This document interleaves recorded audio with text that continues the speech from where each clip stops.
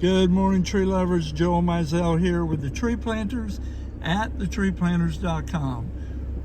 I am pointing my camera directly at a planting of 6 large queen palms that look like they range in height from maybe 16 foot of trunk height all the way up to about 20 feet.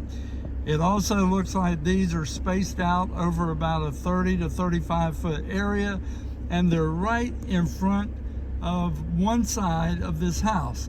Now, we just did a video showing these 5 foxtails on the other part of this house, and it's so interesting how they have used these 2 types of palms as the focal point for the front of the house.